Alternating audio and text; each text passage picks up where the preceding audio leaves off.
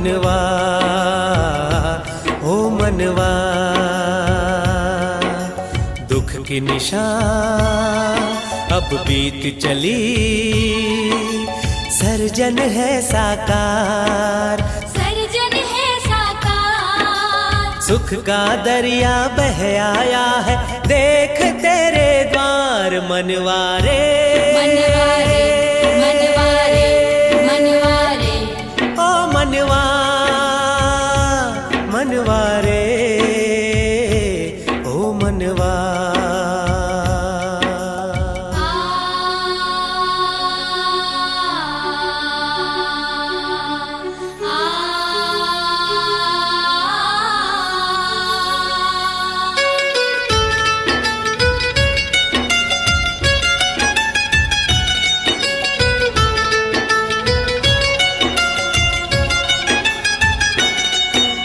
बाबा का बच्चों से रूहानी संबंध तो अविनाशी है, प्यार भरता हर मन में आत्मा जिसकी प्यासी है। बाबा का बच्चों से रूहानी संबंध तो अविनाशी है, प्यार भरता हर मन में आत्मा जिसकी प्यासी है। श्वासों श्वास याद और सिमरण करता भव से पार मनवारे, मनवारे मनवारे मनवारे, ओ मनवा मनवारे, ओ मनवा।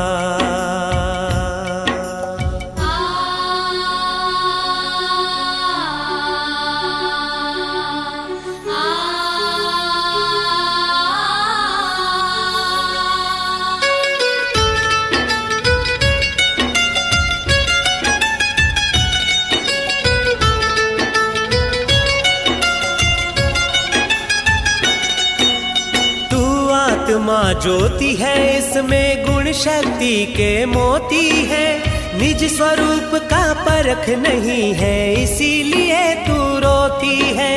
तू आत्मा ज्योति है, इसमें गुण शक्ति के मोती है, निज स्वरूप का परख नहीं है, इसीलिए तू रोती है।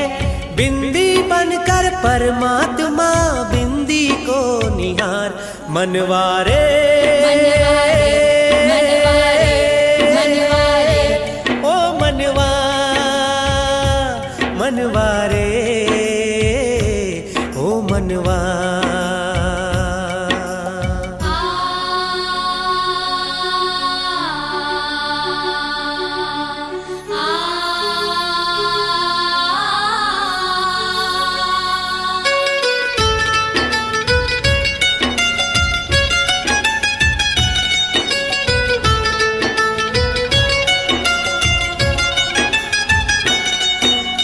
तिरसठ जन्मों का रोगी है, विष बन गए विकार, देह भान में आने से मन से हुआ बीमार। 63 जन्मों का रोगी है, विष बन गए विकार, देह भान में आने से मन से हुआ बीमार। अब आगे की सुधील बीती को दे तू विसार मनवारे, मनवारे मनवारे मनवारे, ओ मनवा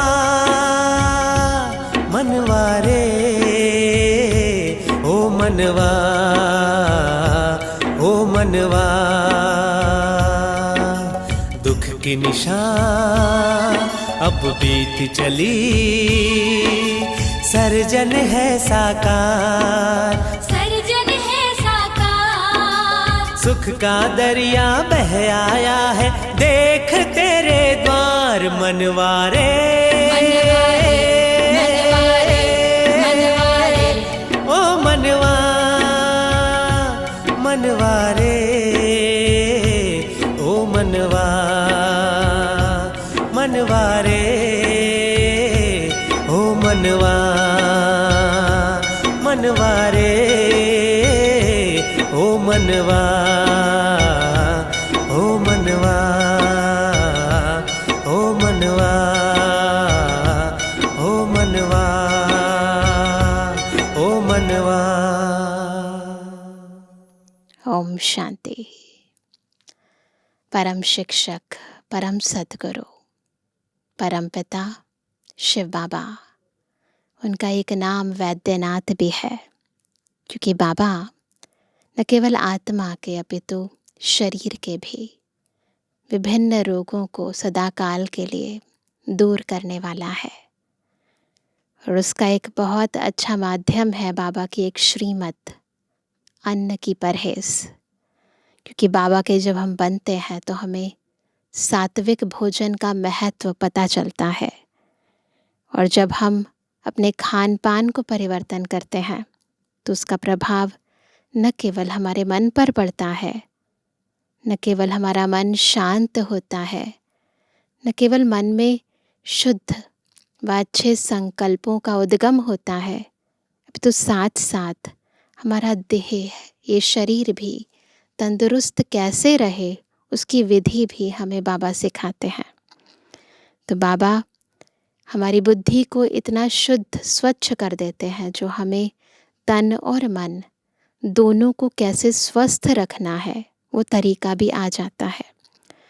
तो आज की मुरली भी हमें सदा काल निरोगी कैसे रहें, कैसे आत्मा और शरीर स्वस्थ रहे, वो विधि क्या है और उससे सिद्धियाँ क्या क्या होती हैं, उसको बहुत ही विस्तार पूर्वक बता रही है। बहुत ध्यान से आत्मिक स्थिति में स्थित होकर सुनेंगे मीठे बाबा के मधुर महावाक्य। आज है 17 तारीख, 17 जून 2025। बाबा के महावाक्य हैं, मीठे बच्चे, अपना कल्याण करना है तो हर प्रकार की परहेज रखो। फूल बनने के लिए पवित्र के हाथ का शुद्ध भोजन खाओ। भोजन तो शुद्ध होना चाहिए, परंतु भोजन जो बना रहा है वो आत्मा भी पवित्र होनी चाहिए। तो ये बहुत महीन परहेज है। प्रश्न है, तुम बच्चे अभी यहाँ ही कौन सी प्रैक्टिस करते हो जो 21 जन्म तक रहेगी? बहुत सारी प्रैक्टिस कराते हैं बाबा। तो आज बाबा ने कहा, उत्तर है सदा तन मन से तंदुरुस्त रहने की प्रैक्टिस तुम यहाँ से ही करते हो। तुम्हें दधीची ऋषि मिसल यज्ञ सेवा में हड्डियाँ भी देनी है, लेकिन हठ योग की बात नहीं है। ऐसे नहीं कि हठ योग करना है, नहीं। हाँ, अपना तन मन धन संबंध जो भी शक्तियाँ हमें बाबा से मिली हैं उन्हें ईश्वरीय सेवा में अर्पित करनी है। अपना शरीर कमज़ोर नहीं करना है। तुम योग से 21 जन्मों के लिए तंदुरुस्त बनते हो, उसकी प्रैक्टिस यहाँ से करते हो। ओम शांति। कॉलेज अथवा यूनिवर्सिटी होती है तो टीचर भी स्टूडेंट तरफ देखते हैं। स्कूल में या कॉलेज में पढ़ते हैं तो क्लास में क्या होता है, टीचर स्टूडेंट्स को देखते हैं। गुलाब का फूल कहाँ है, फ्रंट में कौन बैठे हुए हैं, यह भी बगीचा है। यूनिवर्सिटी भी है और बगीचा भी है, परंतु नंबरवार तो है ही। बगीचा है तो फूल नंबरवार है। यहाँ ही गुलाब का फूल देखता हूँ, फिर बाजू में रत्न ज्योति, कहाँ अक भी देखता हूँ। तो बाबा के वैरायटी बच्चे हैं। बागवान को तो देखना पड़े ना, उस बागवान को ही बुलाते हैं। किसको? शिव बाबा को, कि आकर इस कांटों के जंगल को खत्म कर फूलों का कलम लगाओ, पतित से पावन बनाओ, कहते हैं ना। तुम बच्चे प्रैक्टिकल में जानते हो कैसे कांटों से फूलों का सैपलिंग लगता है। तुम्हारे में भी बहुत थोड़े हैं जो इन बातों का चिंतन करते हैं। यह भी तुम बच्चे जानते हो, वह बागवान भी है, खिवैया भी है। बहुत सारे नाम है बाबा के, है ना, बागवान भी है, खेवैया भी है, सबको ले जाते हैं। फूलों को देख बाप भी खुश होते हैं। जो आत्माएं पवित्र होती हैं उन्हें देखकर बाबा खुश होते हैं। हर एक समझते हैं हम कांटों से फूल बन रहे हैं। नॉलेज देखो कितनी ऊंची है। इस समझने में भी बहुत बड़ी बुद्धि चाहिए, है ना। ऐसे नहीं समझ पाएंगे। नंबरवार क्यों है? बुद्धि का फर्क है ना। यह है ही कलयुगी नरकवासी, तुम स्वर्गवासी बन रहे हो। सन्यासी लोग तो घर बार छोड़ भाग जाते हैं। तुमको भागना नहीं है। बाबा कभी भी नहीं कहते कि घर बार छोड़ो। किसी किसी घर में एक कांटा है तो एक फूल है। डेफिनेटली बाबा तो हमें पवित्रता की आज्ञा देते हैं, पवित्रता की धारणा सिखलाते हैं। फिर घर में रहते हैं तो कोई तो पवित्र बनते हैं, कोई नहीं बनते हैं। तो कोई फूल है तो कोई कांटा है, कोई सुख देने वाला है, कोई दुख देने वाला है। बाबा से कोई पूछते हैं, बाबा बच्चे की शादी कराएं? बाबा कहेंगे भल कराओ, घर में रखो, संभाल करो। पूछते हैं, इससे ही समझा जाता है हिम्मत नहीं है। अगर पूछ रहे हैं बाबा से इसका मतलब हिम्मत नहीं है।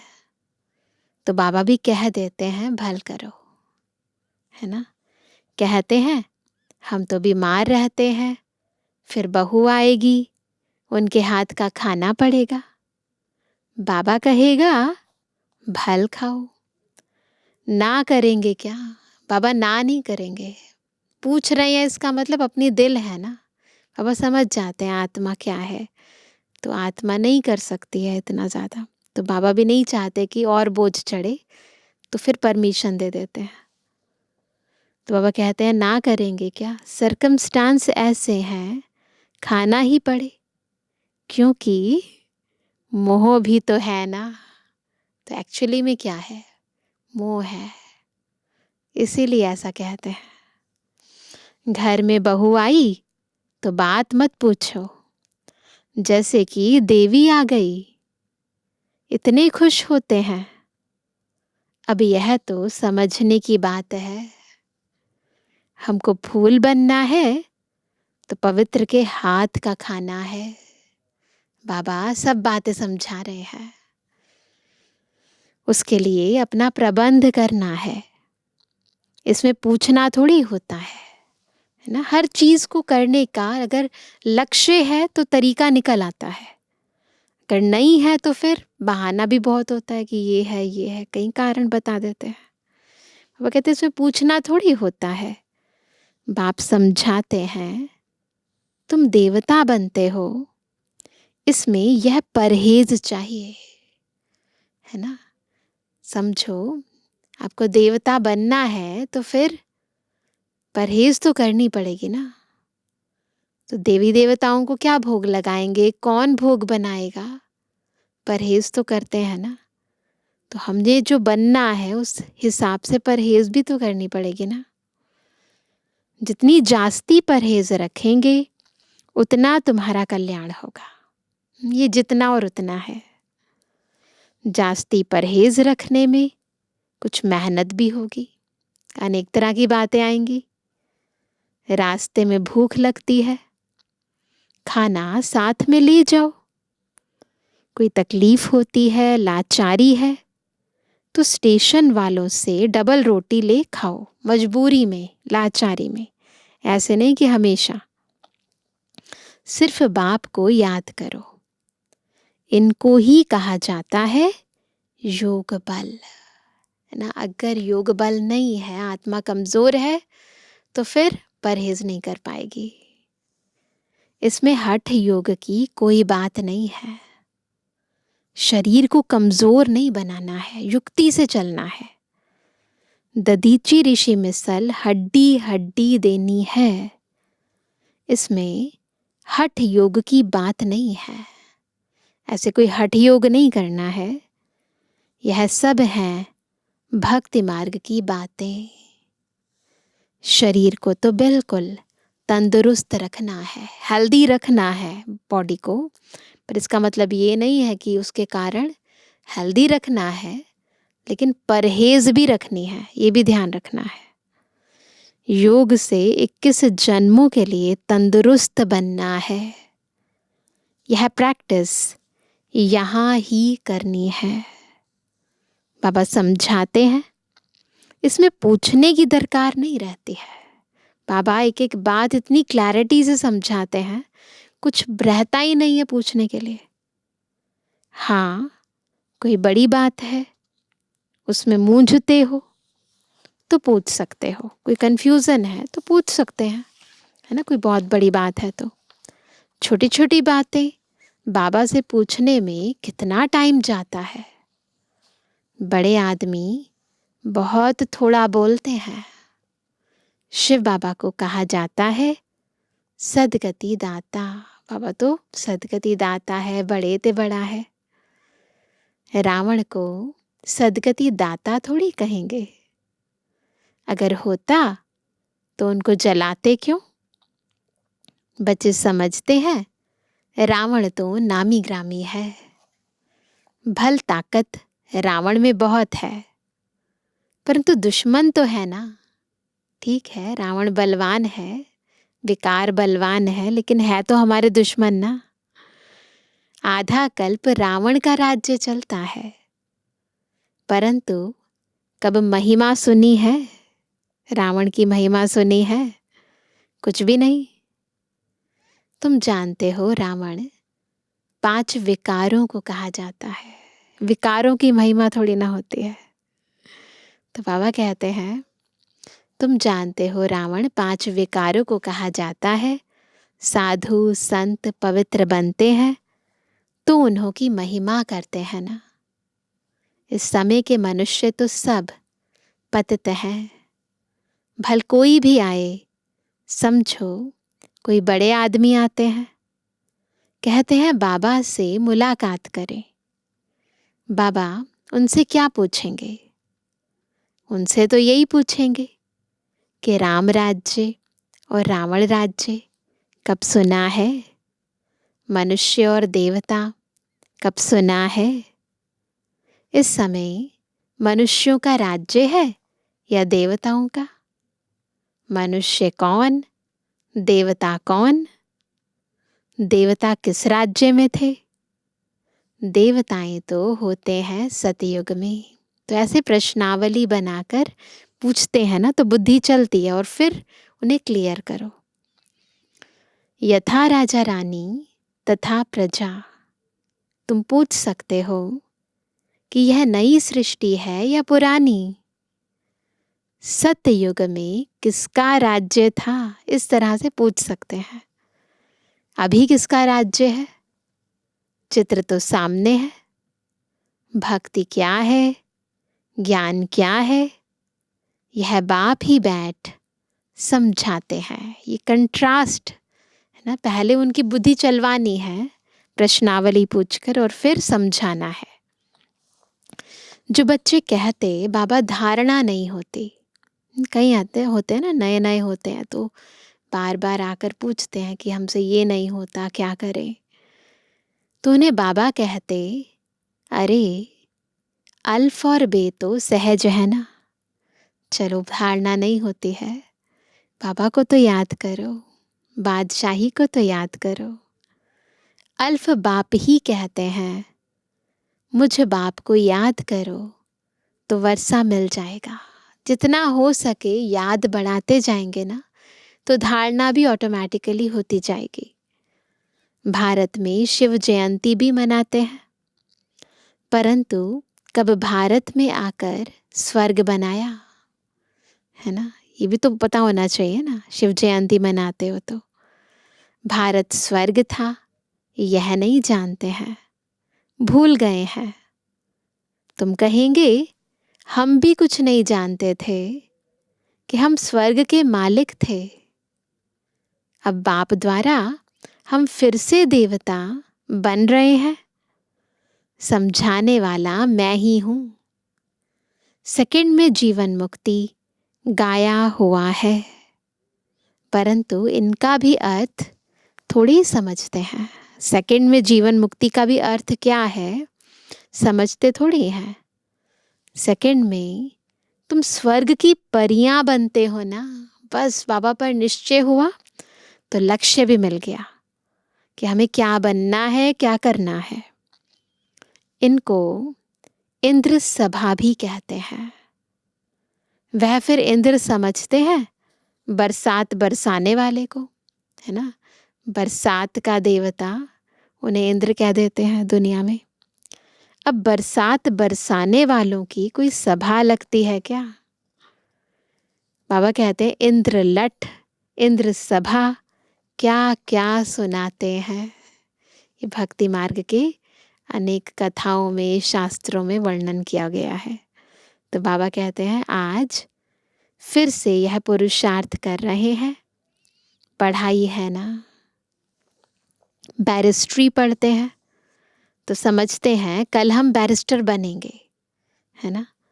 तुम आज पढ़ते हो, कल शरीर छोड़ राजाई में जाकर जन्म लेंगे। तुम भविष्य के लिए प्रारब्ध पाते हो। हम वर्तमान समय पुरुषार्थ करते हैं भविष्य प्रारब्ध बनाने के लिए। यहाँ से पढ़कर जाएंगे, फिर हमारा जन्म सतयुग में होगा। एम ऑब्जेक्ट ही है प्रिंस प्रिंसेस बनने की। राजयोग है ना। कोई कहे बाबा हमारी बुद्धि नहीं खुलती, यह तो तुम्हारी तकदीर ऐसे है, ड्रामा में पार्ट ऐसा है, उसको बाबा चेंज कैसे कर सकते हैं?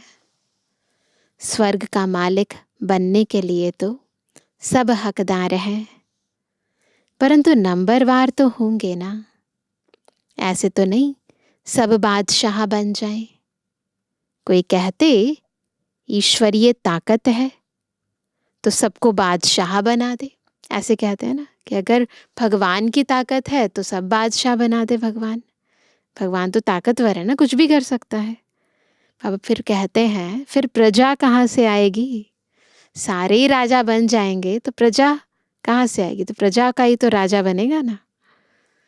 यह समझ की बात है ना। इन लक्ष्मी नारायण का राज्य था, अभी तो सिर्फ नाम मात्र महाराजा महारानी है, अब तो वो भी नहीं है। ये तो बाबा के टाइम की बात है। टाइटल भी दे देते हैं, लाख दो देने से राजा रानी का लकब मिल जाता है। फिर चाल भी ऐसी रखनी पड़े, केवल लकब लेने से चाहे कैसे भी लिया उसी से बात नहीं बनती है। फिर चाल चलन, रहन सहन, रॉयल्टी भी तो होनी चाहिए ना।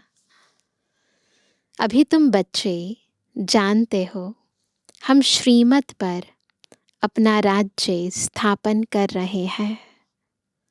वहाँ तो सब सुंदर गोरे होंगे, तन भी गोरा, मन भी गोरा, आत्मा भी बिल्कुल गोरी। इन लक्ष्मी नारायण का राज्य था ना। शास्त्रों में कल्प की आयु लंबी लिख देने से मनुष्य भूल गए हैं। अभी तुम पुरुषार्थ कर रहे हो सांवरे से सुंदर बनने का। अब देवताएं काले होते हैं क्या? श्री कृष्ण को सांवरा, राधे को गोरा दिखाते हैं। अब सुंदर तो दोनों सुंदर होंगे ना। फिर काम चिता पर चढ़ दोनों काले बन जाते हैं। तो ये आत्मा की बात है। वहां है सुनहरी दुनिया के मालिक, यह है काली दुनिया। वो है सतु प्रधान सतयुग, यह तमु प्रधान कलयुग। तुम बच्चों को एक तो अंदर में खुशी रहनी चाहिए और दैवी गुण भी धारण करने चाहिए। कोई कहते हैं बाबा बीड़ी नहीं छूटती है। बाबा के पास आते हैं, यहाँ भी आते हैं कई, तो यहाँ पर छोड़ कर जाते हैं मधुबन में। तो बाबा कहते हैं, कोई कहते हैं बाबा बीड़ी नहीं छूटती है। बाबा कहेंगे अच्छा बहुत पियो। हम्म, पूछते हो तो क्या कहेंगे, ये कोई पूछने की बात थोड़ी ना है। परहेज में नहीं चलने से गिरोगे। पक्का नोट करनी है ये बात कि अगर बाबा ने जो हमें परहेज सिखाई है, जो श्रीमत दी है, उस पर अगर हम नहीं चलते हैं, धारणा नहीं करते हैं, तो फिर गिरेंगे। खुद अपनी समझ होनी चाहिए ना। हम देवता बनते हैं तो हमारी चाल चलन खान पान कैसा होना चाहिए। देवता बनते हैं ना, तो देवताओं का चाल चलन खान पान कैसा होता है, सोचने का विषय है ना। सब कहते हैं हम लक्ष्मी को नारायण को वरेंगे। पूछते हैं बाबा कि लक्ष्मी नारायण बनेंगे, राम सीता बनेंगे, क्या बनेंगे? तो सब क्या कहते हैं, लक्ष्मी नारायण बनेंगे ना, सीता राम थोड़ी ना बनेंगे। तो बाबा कहते हैं अच्छा अपने में देखो, ऐसे गुण हैं, हम बीड़ी पीते हैं, फिर नारायण बन सकेंगे? नारद की भी कथा है ना, जो कथा बताते हैं ना कि अपनी चेहरा आईने में देखा तो क्या था, बंदर दिखाई दिया। तो नारद कोई एक तो नहीं है ना, सब मनुष्य भक्त यानी नारद हैं, है ना। तो जब तक आत्मा में अंदर 5 विकार हैं, विकारों का अंश है, तब तक इतना ऊंचा पद नहीं मिल सकता। बाप कहते हैं देवता बनने वाले बच्चे अंतर्मुखी बन अपने आप से बातें करो कि जब हम देवता बनते हैं तो हमारी चलन कैसी होनी चाहिए। खुद ही खुद से पूछो। हम देवता बनते हैं तो शराब नहीं पी सकते, बीड़ी नहीं पी सकते, विकार में नहीं जा सकते, पतित के हाथ का नहीं खा सकते। नहीं, पता होना चाहिए, नहीं परहेज है, नहीं तो अवस्था पर असर हो जाएगा। यह बातें बाप बैठ समझाते हैं। ड्रामा के राज को भी कोई नहीं जानते हैं। यह नाटक है, सब पाठधारी हैं। तो एक है धारणा की बात, फिर ये सृष्टि रंगमंच क्या है, ड्रामा का राज क्या है, ये भी समझना है, धारण करना है ना। ड्रामा हमें बहुत कुछ सिखाता है। तो बाबा कहते हैं ये नाटक है, हम पाठधारी हैं। हम आत्माएं ऊपर से आते हैं, पाठ तो सारी दुनिया के एक्टर्स को बजाना है। सबका अपना अपना पाठ है। कितने पाठधारी हैं, कैसे पाठ बजाते हैं, यह वैरायटी धर्मों का झाड़ है। एक आम के झाड़ को वैरायटी झाड़ नहीं कहेंगे, उसमें तो आम ही होगा, है ना। यह मनुष्य सृष्टि का झाड़ तो है, परंतु इनका नाम है वैरायटी धर्मों का झाड़। यहाँ पर एक जैसे नहीं है सब आत्माएं, ये वैरायटी धर्मों का झाड़ है। बीज एक ही है, मनुष्यों की वैरायटी देखो कितनी है। कोई कैसे, कोई कैसे, है ना। ये साधारण वृक्ष नहीं है, साधारण बीज की तरह नहीं है कि जो बीज बोएंगे वही फल उगेंगे। यहाँ पर बीज एक ही है, परंतु वैरायटी धर्मों का झाड़ है। यह बाप बैठ समझाते हैं। मनुष्य तो कुछ नहीं जानते, मनुष्यों को बाप ही पारस बुद्धि बनाते हैं। तुम बच्चे जानते हो इस पुरानी दुनिया में बाकी थोड़े रोज हैं। कल्प पहले मुआफिक सैपलिंग लगती रहती है। अच्छी प्रजा, साधारण प्रजा का भी सैपलिंग लगता है। यहाँ ही राजधानी स्थापन हो रही है।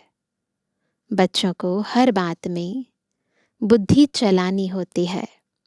ऐसे नहीं मुरली सुनी ना सुनी, यहाँ बैठे भी बुद्धि बाहर भागती रहती है। ऐसे भी है, कोई तो सम्मुख मुरली सुनकर बहुत गदगद होते हैं। बच्चों में वैरायटी है ना, मुरली के लिए भागते हैं, भगवान पढ़ाते हैं, तो ऐसी पढ़ाई छोड़नी थोड़ी चाहिए। टेप में एक्यूरेट भरता है, सुनना चाहिए। साहूकार लोग खरीद करेंगे तो गरीब सुनेंगे। तो पहले तो टेप में ही भरा जाता था। पहले तो रिकॉर्ड्स होते थे, फिर टेप में भरा जाता था। अभी तो सबके हाथ में मोबाइल है ना, सारी एडवांस टेक्नोलॉजी हो चुकी है। तो अभी तो कोई भी बाबा को ये नहीं कह सकता कि बाबा मुरली सुनने का टाइम नहीं है या नहीं सुन सकते, है ना। तो कोई एक्सक्यूज़ नहीं है अभी तो। कितनों का कल्याण हो जाएगा। गरीब बच्चे भी अपना भाग्य बहुत ऊंचा बना सकते हैं। बाबा बच्चों के लिए मकान बनवाते हैं। गरीब 2 रुपया भी मनी ऑर्डर कर देते हैं। बाबा इसकी एक ईंट मकान में लगा देना। भावना है ना, तो भावना का भाड़ा तो मिलेगा ना। 1 रुपया यज्ञ में डाल देना। फिर कोई तो हुंडी भरने वाला भी होगा ना। वैरायटी बाबा के बच्चे हैं, तो हर एक जितना सामर्थ्य है उस अनुसार अपना भाग्य बनाते हैं। मनुष्य हॉस्पिटल आदि बनाते हैं, कितना खर्चा लगता है। साहूकार लोग सरकार को बहुत मदद करते हैं। उनको क्या मिलता है? अल्पकाल का सुख। दुनिया में भी कोई अच्छा काम करते हैं तो उसका फिर एवज़ा मिलता ही है। यहाँ तो तुम जो करते हो 21 जन्मों के लिए, अल्पकाल के नहीं, आधा कल्प के लिए हमें प्राप्ति होती है यहाँ पर। तो बाबा कहते 21 जन्मों के लिए। देखते हो बाबा ने सब कुछ दिया। विश्व का मालिक पहला नंबर बना। ब्रह्मा बाबा एग्जाम्पल बने ना हमारे सामने। 21 जन्मों के लिए ऐसा सौदा कौन नहीं करेगा। भोलानाथ तब तो कहते हैं ना, तो इस समय का ही गायन है बाबा का, भोलानाथ। अभी की ही बात है, कितना भोला है। कहते हैं जो कुछ करना है कर लो, है ना। जो कुछ करना है अब भी कर दो। कितनी गरीब बच्चियां हैं, सिलाई कर पेट पालती हैं। बाबा जानते हैं यह तो बहुत ऊंच पद पाने वाली हैं।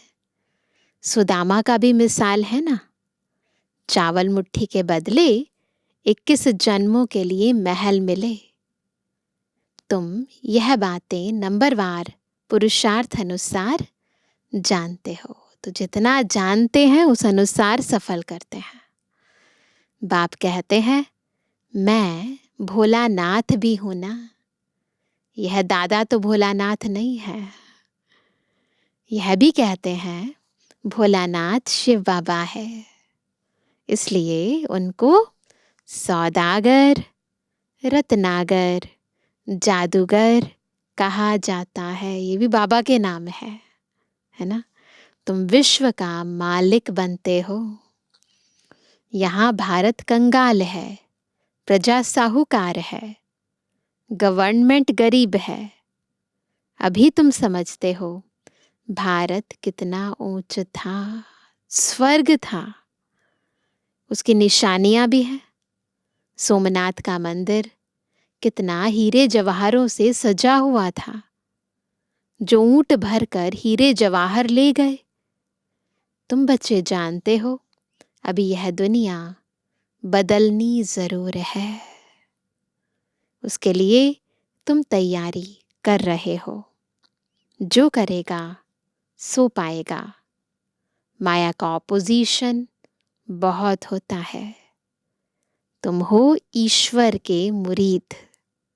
बाकी सब है दुनिया में रावण के मुरीद।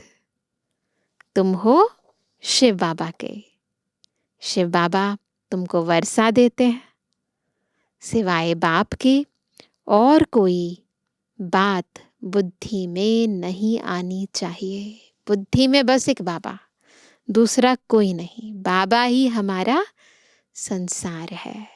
अच्छा, मीठे मीठे के लिए जन्मवानी बच्चों पे जुबानी बाप दादा का दिल जान से को प्रेम से नंबरवार प्रसाद अंसार याद कर। रूहानी बच्चों की रूहानी बाप दादा को गुड मॉर्निंग, नमस्ते नमस्ते नमस्ते। धारणा के लिए मुख्य सार पहला, अंतर्मुखी बन अपने आप से बातें करनी है। जबकि हम देवता बनते हैं तो हमारी चलन कैसी है? कोई अशुद्ध खान पान तो नहीं है ना? खुद चेक करो अंतर्मुखी होकर। दूसरा, अपना भविष्य 21 जन्मों के लिए ऊंच बनाना है। अगर अपना भविष्य 21 जन्मों के लिए ऊंचा बनाना है तो क्या करेंगे? तो सुदामे मिसल जो कुछ है भोलानाथ बाप के हवाले कर दो। पढ़ाई के लिए कोई भी बहाना ना दो। सफल करना है और रेगुलर पढ़ाई पढ़नी है। वरदान है आदि और अनादि स्वरूप की स्मृति द्वारा। दो स्मृतियां, एक आदि स्वरूप कौन सा है? देवता स्वरूप। और अनादि स्वरूप बिल्कुल निराकारी ज्योति स्वरूप परम धाम में जो है। तो आदि और अनादि स्वरूप की स्मृति द्वारा अपने निजी स्वधर्म को अपनाने वाले पवित्र और योगी भव। कैसे बनेंगे पवित्र और योगी? जब आदि अनादि स्वरूप की स्मृति से अपने निजी स्वधर्म को अपनाएंगे। ब्राह्मणों का निजी स्वधर्म क्या है? पवित्रता है। अपवित्रता परधर्म है। जिस पवित्रता को अपनाना लोग मुश्किल समझते हैं, वह आप बच्चों के लिए अति सहज है। क्योंकि स्मृति आई कि हमारा वास्तविक आत्मस्वरूप सदा पवित्र है। अनादि स्वरूप पवित्र आत्मा है और आदि स्वरूप पवित्र देवता है। अभी का अंतिम जन्म भी पवित्र ब्राह्मण जीवन है। इसलिए पवित्रता ही ब्राह्मण जीवन की पर्सनालिटी है। आदि भी वही है, अनादि भी वही है, और अभी भी बाबा ने हमें पवित्र ब्राह्मण बनाया है। तो ये स्मृति में आएगा ना। ये तो मध्यकाल के संस्कार हैं पवित्रता के, तो छोड़ना मुश्किल नहीं है। सहजता से संपूर्ण पवित्रता को अपना लेंगे।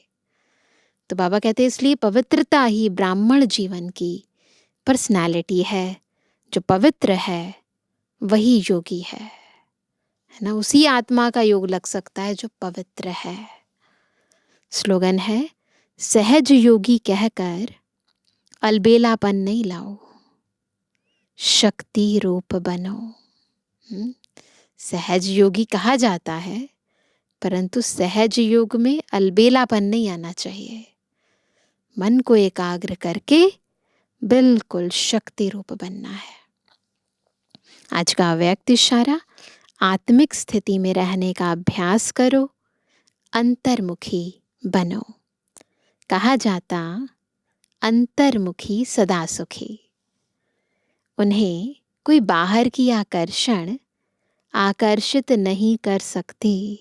जो अंतर्मुखी है ना, उसको फिर बाह्य मुक्ता आकर्षित नहीं करती। कभी मन मत, कभी पर मत आकर्षित नहीं कर सकती। अंतर्मुखी सदा सुखी रहने वाले सुखदाता के बच्चे मास्टर सुखदाता होंगे। बाहर मुक्ता से मुक्त होंगे। ये निशानी है। अंतर्मुखी सदा सुखी रहेंगे, बाहर मुक्ता से बिल्कुल अलग। अच्छा, ओम शांति।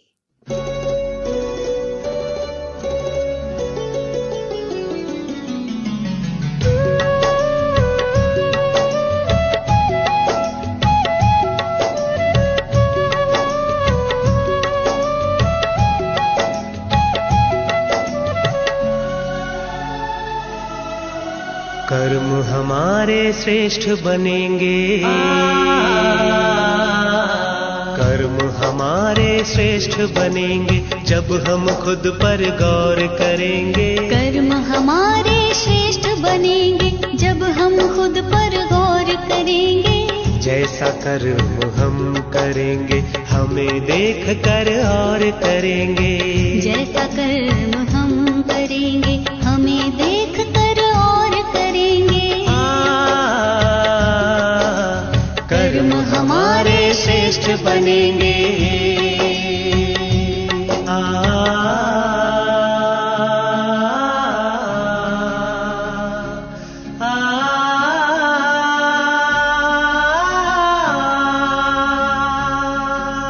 कर्म में दिव्यता, वाणी में मधुरता, खुश रहता और खुशी बांटता। कर्म में दिव्यता, वाणी में मधुरता, खुश रहता और खुशी बांटता। निर्मोही के तौर करेंगे, निर्मोही के तौर करेंगे जब हम खुद पर गौर करेंगे। जैसा कर्म हम करेंगे हमें देख कर और करेंगे। कर्म हमारे श्रेष्ठ बनेंगे।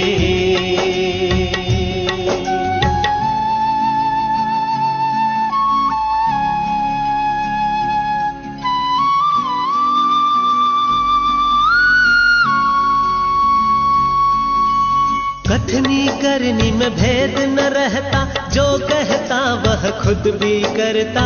आदेशों को स्वीकारेंगे कोई भी न शोर करेंगे। कथनी करनी में भेद न रहता, जो कहता वह खुद भी करता। आदेशों को स्वीकारेंगे कोई भी न शोर करेंगे। कर्म हमारे श्रेष्ठ बनेंगे जब हम खुद पर गौर करेंगे। जैसा कर्म हम करेंगे हमें देख कर और करेंगे। कर्म हमारे श्रेष्ठ बनेंगे।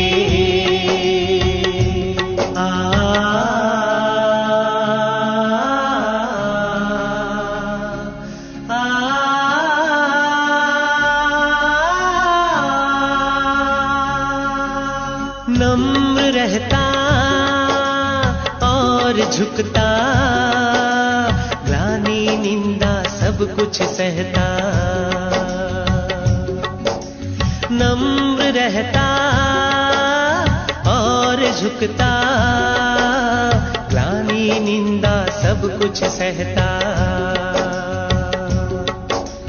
अपनी कमियों को भरेंगे, अपनी कमियों को भरेंगे तब ही हम सिर मोर बनेंगे। जैसा कर्म हम करेंगे हमें देख कर और करेंगे। कर्म हमारे श्रेष्ठ बनेंगे जब हम खुद पर गौर करेंगे। कर्म हमारे श्रेष्ठ बनेंगे जब हम खुद पर गौर करेंगे। जैसा कर्म हम करेंगे हमें देख कर और करेंगे। जैसा कर्म हम करेंगे हमें देख कर और करेंगे।